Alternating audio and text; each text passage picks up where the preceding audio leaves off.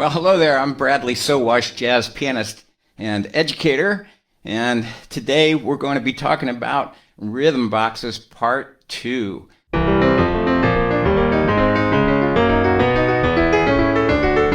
you didn't see Part 1, that's okay. You're still going to be understanding this because I'll go over a little bit of a review. And rhythm boxes are a way to teach and learn rhythms in a non-traditionally music notated way.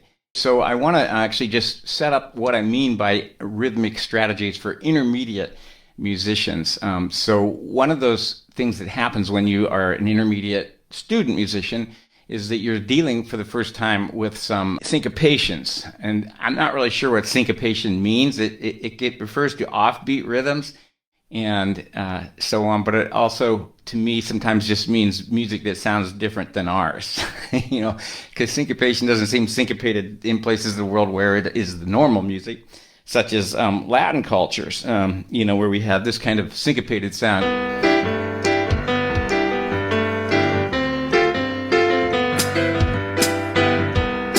We have, all those moving parts inside the music. So have your paper and pencil handy because I'm going to give you some puzzlers here in a minute.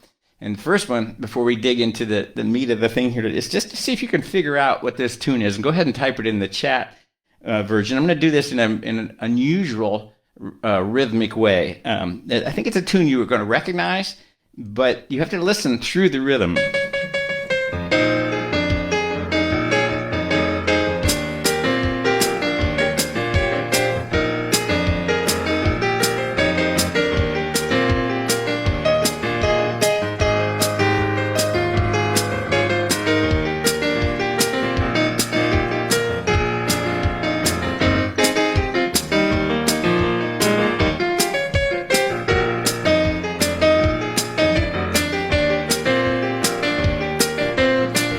Anybody got an idea what that tune is? Surfing USA, Diana got it. Joyce got it. Cherise got it. Yeah, it's Bill. Everybody heard that. Thank you for catching that. Here's somebody from Malaysia. Hello, Ashley. Glad you're here. Tanya got it. What I want you to do is to write yourself a chart that looks like this. I used electric tape just to make it really bright on the screen here for you today. But just write two columns of four, or two rows of four columns. And these are going to represent the beats 1, 2, 3, 4 in measure 1 and 1, 2, 3, 4 in measure 2. So it's two measures of music showing the beats. And because we're getting into syncopation today, after you draw that, I want you to just sort of subdivide those. I'm going to use dotted lines. You can use a light pencil, whatever you want, so that we have 1 and 2 and 3 and 4 and. So 1 and 2 and 3 and 4 and something like that. I wrote those numbers awfully fast, kind of messy there, but you get the idea. And in the last session, we just talked about the simple but profound concept of rhythm boxes, which is that we learn rhythm in terms of duration. So we learn that a quarter note's worth one beat, a dotted quarter note's worth 1.5 beats, and things like that. But in fact, we intuit a lot of rhythm by the location in the measure. So like I mentioned last time, if you do a dotted quarter, you know that your next note is going to be on the and of 2. You just kind of know that. We didn't really get taught that. We were taught that a dotted quarter is equal 3/8 notes. But really, as a sight reader, you're thinking, well, I've got, I know where that next beat's going to hit. It's going to be on the and of 2. And so just to demonstrate that and get this review passed, in summary, what it comes down to is we learn notes in duration, but I want you to think of the word location. Where does it sit in the measure? And there's a profound benefit to thinking like this in that all rhythms can be understood as being on or off the beat. And even 16th notes, you can divide up a different way. So if you think about this is on the beat, this is off the beat, you can get into much more complex rhythms than easily notate with traditional notation, since that was developed in a very square rhythmic environment of, originally 12th century Gregorian chant, right? And then it developed through Europe, and where we had not so much syncopation going on. And so it doesn't serve syncopation in some ways as well as thinking about where it lies in the measure, the same way a drummer would learn it. So if we do London Bridge is Falling Down, London Bridge is falling down. London Bridge is falling down. Just to wrap up this beginning session, we know it starts on a beat 1, so I'll put an X on beat 1 there, right? And then if you think about it, that's a dotted half note. So London Bridge, right? So you should doing this on your own. London Bridge is, I'll just put them in here, falling down. So thinking about location here, this is beat 1, 1 and of beat 2, 1 and 3, 4, 1, 2, 3. That's 2 measures. 1 and 3, 4, 1, 2, 3. Or London Bridge is falling down. So you get the idea how it works. And if you're interested in how it developed, you may want to go back through my improv tips blog on bradleysowash.com and read and watch the edited live stream from Rhythmic Rhythm Boxes Part 1. So that's the basic idea. That's one of 3 things we're going to do is just do a little review there. If you're just joining us, I'm Bradley Sowash, a jazz pianist and educator, and I am here with some good friends and some first-timers to see who's dropping by here. Really appreciate you spending some time with me today. So part 2 is the actual ideas. Now, if you're a teacher or a music student and you're getting into some syncopations and more complex rhythms, then here's an easy way to think about it. So I'm going to give you 8 activities of ways to use the idea of putting location instead of duration on a rhythm board. And the first one is to say silly sentences rhythmically over a beat. So when I do this with students, I say, say a silly sentence, and they're usually a little shy, or when I was teaching live in-person lessons, I had a lot of teenagers. Now I'm teaching adults all over the world in online jazz piano classes, but they're still a little bit reluctant. We'll see if you are in a second. And so you have to prompt them a little bit. So I'll sometimes just suggest something silly to break the ice and show that I really mean it's okay to be silly there. Just a hello to Helga. I hadn't seen you for a while. Singer-songwriter in Nashville who's taken some classes with me. Nice to see you again, or see you as virtually as possible on Facebook. So I might say, I like bananas. How about you? I like bananas. How about you? Now, that's a very vocally way to say that. I like bananas. How about you? So what you want to do then, when you get that sentence, is put it maintain the sort of rhythm of the language, but put it against a pulse and sort of hype up the rhythm in the same way that a lyricist might be imagining the rhythm of their lyrics before it's tuned into a melody. So, I like bananas. How about you? I like bananas. How about you? See if you can notate that on your rhythm box, and I'll do the same thing. So, I like bananas. How about you? I like bananas, right? So where does that ba hit? I like bananas. You'll be thinking about, is that on the beat or off the beat? And I'm going to fill out mine, and let's see if yours matches mine.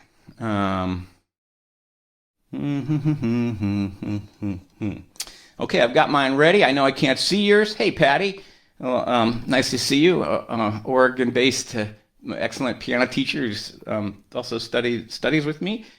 So thank you for being here. Here it is. My nonsense sentence turned into a rhythm and then shown in terms of location. I like, notice that's on the and of 2.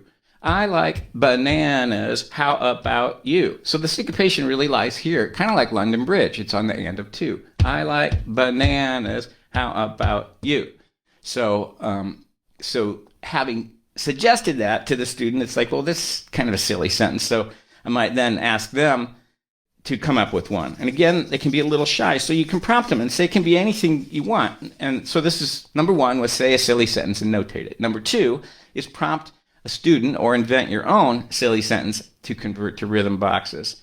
It can be like something that happened at school that day, what they had for lunch or whatever. When I used to teach at Chamber Music Connection more often with string players, they're kind of, the orchestra world can be a little stiff sometimes, so they're usually not going to say a whole sentence. What'd you have for lunch? Pizza. Okay, what kind of pizza? Pepperoni pizza. What did you do with that? I ate my pepperoni pizza. There you go. Now you've got it. I ate my pepperoni pizza. Yeah, or whatever. So let me just do, you might say, on the way to school, I stepped in a puddle. On the way to school, I stepped in a puddle.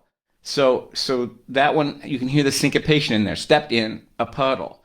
One and So I want you to type in here, right? Somebody type in just a silly short sentence, and I'm going to have you do it just as if you were the student. And since there's a little delay here, hey, welcome, Blair, a retired vascular surgeon who's a great piano player. I've had the privilege of teaching, helping his jazz music along over the years. Nice to see you dropping by. I'm looking for a silly sentence. Can be about anything, what you had for breakfast, whatever. It doesn't need to mean much at all. And I'm just looking for someone to write that into the chat so that I can turn that into, show you how to convert that to a rhythm. So I know there's actually an 8-second delay. I'm actually in another time warp than you right now. So quickly think, don't be shy. Somebody write down something silly. It could be words in your studio. I'm looking around here. It says, life is good, music makes it better. So life is good, music makes it better. Paulette, thank you. Jelly beans are yummy. Good. All right. So jelly beans are yummy. That's how jelly beans are yummy. So now we rhythmicalize that. Jelly beans are yummy. Jelly beans are yummy. I'm going to add to that. Give me some. No, it's too similar. Jelly beans are yummy. I want more. Jelly beans are yummy. I want more. Thank you, Joan, for that other one. I love eating coconut cream pie. Purple pepperoni pizza tastes so good. Purple pepper. I'm going to go with the jelly beans. Just so avocado toast is the bomb. Okay, all right. We've got some wonderful ones here. Blueberry pancakes taste so good. Jelly beans. Blueberry. I'm going to go with pancakes because it's a little longer. And so blueberry pancakes taste so good. The trick is to get that to be rhythmic. Blueberry pancakes taste so good. Or you might say it, blueberry pancakes taste so good. I mean, let's go with, I'm just saying there's variety. Let's go with mine. Blueberry pancakes taste so good. Blueberry pancakes taste so good. So I'm going to write mine and you see if yours matches. Da, da, da, da, da, da. Da, da, da. Blueberry pancakes taste so good. Okay, so here's what I came up with. Blue bear, and bear was held, right? Blueberry. So you can think about duration, but also think about location. Blueberry, blueberry, blueberry. Pancakes. So listen to that beat underneath. Blueberry. I'm not with the bass drum. Blueberry. That's the pulse, and I'm after it. Blueberry pancakes taste so good. Okay, now, let me just say, maybe you don't say blueberry that way. Maybe you say blueberry, let's see, blueberry pancakes, in which case, we would just move that. So you might, maybe you like it to say it earlier. Blueberry. Blueberry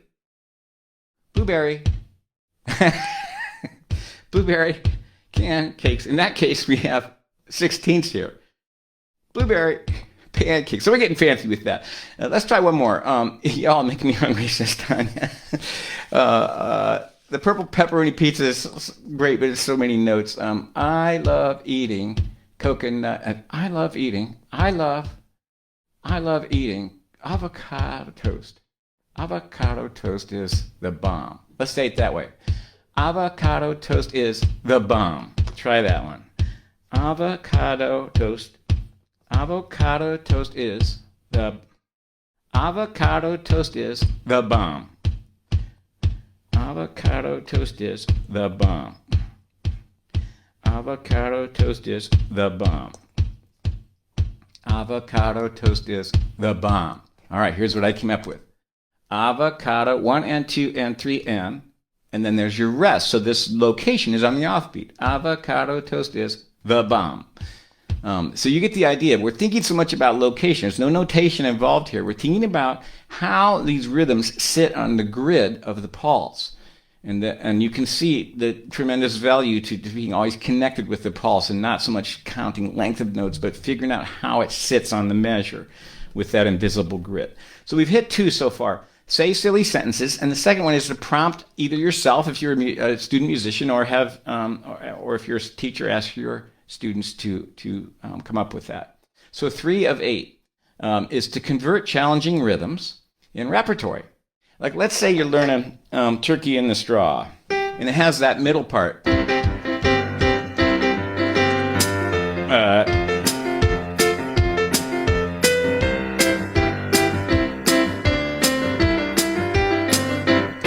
Right here. And then that's the same rhythm again. Sorry. So see if you can notate that. Now let's just say the point is here we're pulling it from repertory. So let's say we're learning that song. Do da dee da da. We're learning Turkey in the Straw. I just picked that because I knew it was syncopated, and because I like fiddle music. Dee dee dee da da dee dee dee da. So see if you can notate that while I do mine. Let's see, dee da. I'll put my dotted lines in to kind of emphasize the offbeats. Dee da dee da da dee da dee da. So the point here is to take it from repertory, and we're just pretending that we're learning Turkey in the Straw. So I came with 1 and 3, 4, 1 and 3. Two notes in this first block of pulse, and then we have that space. Again, we see that syncopation. Short, long, long. We could call it that way if we're thinking about duration, but dee da, dee da, da, dee da, dee da. So the number 3 is convert challenging rhythms in the repertory, like the second half of Turkey in the Straw. Maybe yours matched mine, maybe it didn't. Now, another idea is you can get fancy with this if you want. And I didn't think of this, but as I started teaching this at 88 Creative Keys and making manipulatives to support it, people came up with the idea of using color, which starts to get pretty complicated. So I'll share this with you. Let's say we're going to play the Entertainer. And it's interesting how often this rhythm comes up in American music. Just check out Turkey in the Straw. And then Entertainer. That eighth, quarter eighth, we just see a lot in the what we might just call the American sound. And so if you want to use color as a way to sort of emphasize a rhythm and the pitch, let's just say that if I used a blue marker for the E's, the notes there are, we'll leave the pickups off, but D, D sharp, and the main melody, E, C, E, C, E, C. So if you wanted, you could designate that with color. So the fourth idea is to transcribe rhythm and notes, correlating it with colored markers. So here's blue for E and reds are C. E, C, E, C, E, C. Kind of begs the question of why not just write in the pitches? Well, because that gets in the way of memorization, right? That's giving them too much information. So if you want to use color, and then because it goes on, da da da da da da da da da, I put the sort of start of the next measure. But we're mostly interested in dee da, do da, dee da, as a demonstration of how you might use colored markers to emphasize notes or pitches, or sometimes like a beat or a note that's being placed in the wrong place. Maybe make that red. Anyway, the point is you can introduce color. So that's number 4. We've done so far suggest silly sentences, ask students to suggest silly sentences and convert them to rhythm boxes, convert challenging rhythms from repertory, and then to transcribe rhythm and pitches from a tune that's being learned at hand. That's 4 so far. 5 is mark boxes randomly without prior thought or by rolling dice. Now, my dice is just off camera there, and I don't want to get up to get it. So if you would just write down a couple of numbers, not higher than 1, 2, 3, 4, 5, 6, 16. Just type in a couple of numbers, not higher than 16, and I'll get just write one number each, and I'll take your randomness here, have you participate that way. And I'm gonna, while you're doing that, I'm gonna show you this. I'm gonna use this rhythm board. This is a manipulative I make and sell on my website, which is manipulative, meaning, of course, we can move things around. So you can use marbles on it to indicate the same thing. We have 1 and 2 and 3 and 4 and a measure 1 and measure 2. It's a little bit hard to hold it sideways. Okay, so we got 9 Paulette says 2 and 8. Well, okay, 1, 2, 3, 4, 5, 6, 7, 8. I'm just putting these here randomly. Number 2, number 8, 1, 2, 3, 4, 5, 6, 7, 8. We've got a 5 and a 4. Thank you for one that is kind of on the beat. 1, 2, 3. Actually, it's not. 5 is just after that. Let's take one more. 14. Okay, that's probably going to be enough. So there's 16 here, so 16, 15, 14. All right, here's our rhythm that you just wrote, right? Or we could have rolled dice or something like that. Paulette says, I love my rhythm boards. Thank you. So this is going to be tricky because it doesn't start on beat 1. So figure out how you might play this, and I'm going to be doing the same thing. Only I'm looking at it upside down as well. Kathleen came in with 9. I'm going to 6, 7, 8. We already have a 9, actually. Maybe that was my mistake. So thank you for that. So we're going to figure out how this rhythm goes. Just leave it up here again. Ah! Now I'm in trouble. Okay. So what do we have there? That's the problem with holding rhythm boards sideways. So let me just go back. We had 14, I remember. We had 9. Just can't remember that last one. It was a 5, I think. 1, 2, 3, 4, 5. And I think there was an 8. So I hope this is still the same. And so here's how I'm going to think about it. 1 and 2 and 3 and 4 and 1. So 1 and Let's see how that would sound. 1, 2 and 3, 4 and 1, 2, 3 and 1, 2 and 3.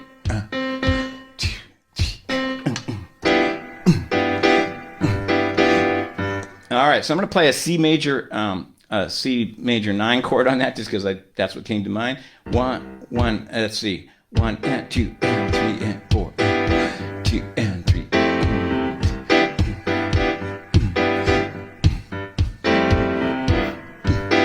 So 1 and 2 and 3 and 4 and 1 and 2 and 3 F. It's an F major 9. It's just what came out.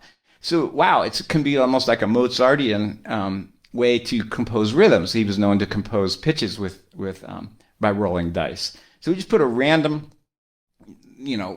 set down. Yes, it's the same. Diana says, thank you. Angela says, I have that board now. I know how to use it. Thanks. Yeah. And there's some beginner activities in the last one that I did. I'm going to do some advanced ones next time, although these are pretty advanced. So now we're going to, let me just introduce myself again. I know people drop in later. I'm Bradley Sowash, a jazz pianist and educator. Today we're talking about how to teach with rhythm boxes and rhythm boards, about placing some kind of markers on the boards to represent the beats. So the sixth idea of 8, I always like to know where I am when I'm attending presentations, is to take a previously transcribed or thought of or silly sentence, and just as a rhythmic activity, this is what we just played. There's something changed. Oh, there it is. I actually did it, what I was going to do. Here it is. Here's what we just played. And then I'm going to do what I just meant. We're actually going to turn it around. Turn it upside down, and you can do it on a piece of paper as well, and play the new rhythm. So this could be something you just transcribed from the Turkey in the Straw or the Entertainer or whatever, and just for kicks, see how that would sound. So here we have 1, 2, 3, and 1, 2, and 3, 4. It's actually much less syncopated, interestingly, even though it starts on beat 2. 1, 2, and 1, 2, and 3, 4. Yep. I'm looking at this upside down. My brain's scrambled. So let's see how that would sound. 1, 2, 3, 4, and 1, 2, and 3, 4.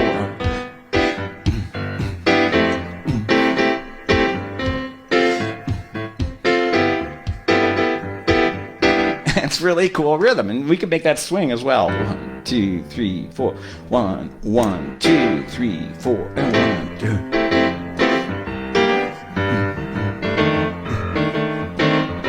So it could be like a rhythm generator. So there's no excuse for saying, I have no ideas for my improvisation. Just throw some marbles down and play what comes out. Okay, so number 6 was to turn a previously marked rhythm box upside down and play the resulting rhythm. Number 7 of 8 is to identify a unique or characteristic rhythmic motif from new pieces. So let's say we're learning a new piece. You want to look for that characteristic rhythm. So you go ahead and write this down on your rhythm board. So, and I'll do that on mine as well. And so we're identifying that rhythm which we're going to play all the way through, which many of you recognize as the famous Clementi sonatina, excuse me. And we could, since it does more or less the same thing twice, I'll just do one measure here. One, okay, don't tilt your rhythm boards. Da, da, da, da, da. Teacher tip, always have lots of marbles handy. Da, da, da, da. There it is. Okay. Let me just show that a little less tilted. And there we go. Bump, da, da, da, da. It should be easy after all those syncopations. So we're handling marbles and physical objects or writing X's on paper to emphasize this rhythm, which we're going to see all the way through the piece, right? Because later, keep seeing that all the way through.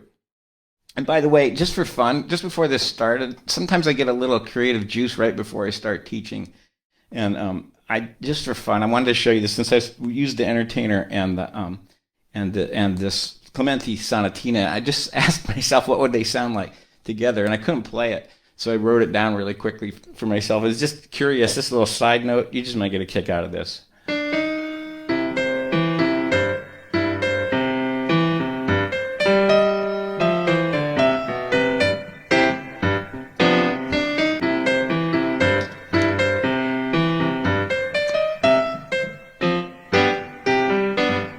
Something like that.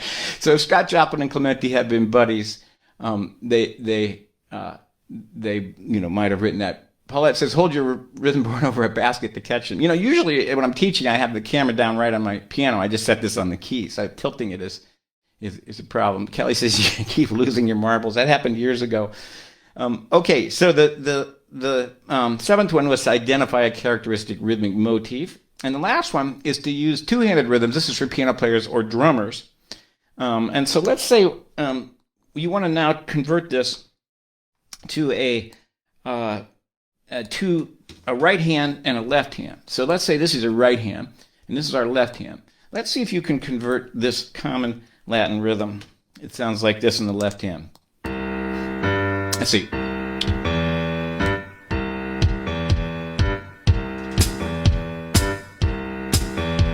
So you're going to write that on the bottom row. So I'll write mine, you write yours, just where they're located. 1, 2, yep. Okay. So here's what I came up with. 1, 2, and 4. 1, 2, and 4. Okay? And so we really see by doing this that we have this equal length notes. We have 3/8 notes here and 3/8 notes here. Put this in here. And then on the beat, 1, 2, and that's just, I'm playing C, E, and G if you're wondering. And on top, I'm just going to play the C chord, C, G, E, C, G, E. It sounds like this.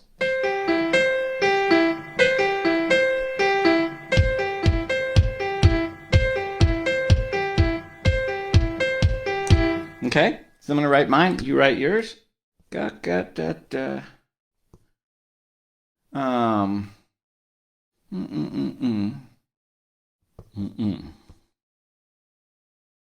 Here's what I got. D da da D da. Whoops. Gotta need one more note here. D da D da.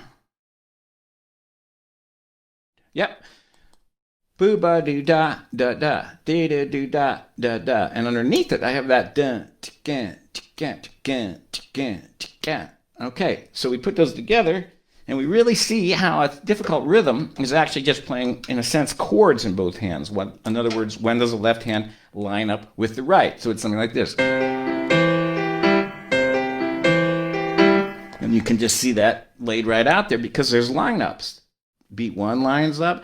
This left hand, second note, boom, beep, bum, hits the melody right with this note. So there are lineups here. And look, beat 4, they're the same. So it turns out to be less syncopated than you think. We could even call it both, alone, both, alone, both. We could just kind of think about it as a hand thing. And then when does the other one hit? So that eighth idea is those two-handed piano rhythms. Let me just review the ideas really quickly. I know we're running out of time here. They were number one, say silly sentences and transcribe them. Number two, ask students to generate their own rhythmic sentences. Three was convert challenging rhythms and repertory. Four was transcribe rhythms and notes, meaning using colored markers or colored marbles for pitches. And then take a previous rhythm box and turn it upside down.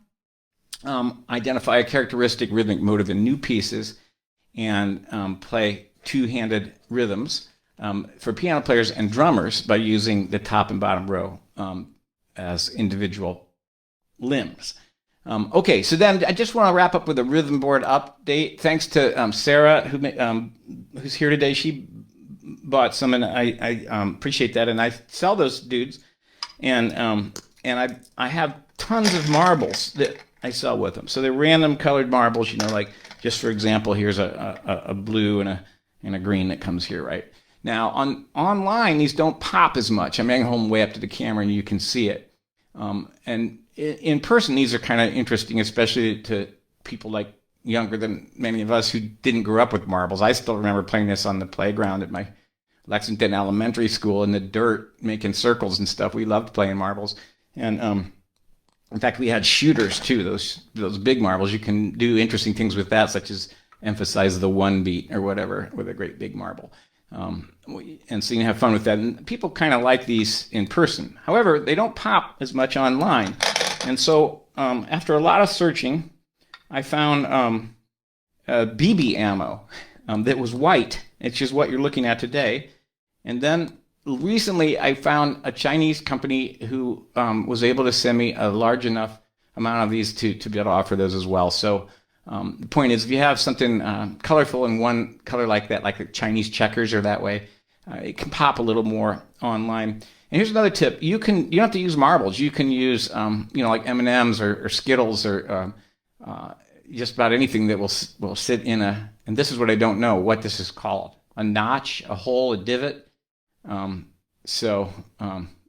said you always tried to win someone else's shooter. Yeah, and the Steelies. I love the ball bearings. So I hope to see you next month, and I will be going over the third in this series about rhythm boards to give some ideas for advanced rhythmic concepts, which will challenge many of you. This is the ways you can use it to really stretch your own rhythmic awareness and build your own musicianship. So thank you for those thank yous. Love hearing you play too. So maybe I'll just, I think it's time to tag it out. So I'll just play my little theme song here.